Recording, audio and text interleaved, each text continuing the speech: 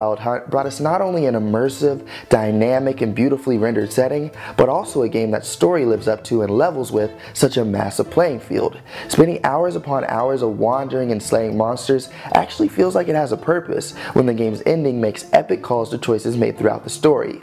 It's a title that really draws players into the game, but offers a sense of value and reward for the time they spend. But the game leading up to its conclusion is a challenging blast as well. You're Geralt of Rivia and you're a professional monster hunter who slays beasts and seduces sorceress in a medieval high fantasy world with Slavic inclinations. The main story revolves around Geralt's daughter figure, Ciri, being pursued by a band of interdimensional elves for her immense power. Its side quests range from standard fantasy RPG fare to grittier territory involving abuse, serial killers, and genocide. That emotional gravity is balanced out by the right amount of levity and plenty of good old-fashioned monster slaying.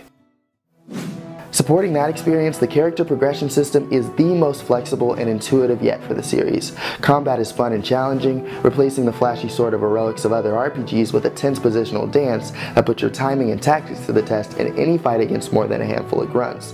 High-level monster contracts can be especially tough, giving you more incentive to do your research and prepare with the appropriate oils, spells, and weapons for the extra heads they afford you. Inventory management can be clunky, but that's a common and mostly forgivable sin for the genre. While no one element of Wild Hunt stands out as being particularly innovative, developer CD Projekt RED has put together a stunningly large, studied, and cohesive RPG that sets a high watermark for modern mainstream fantasy, and that's why it's DT's Game of the Year. But for a closer look at this year's winner, the runners-up, and everything else in the gaming world, keep it locked to Digital Trends.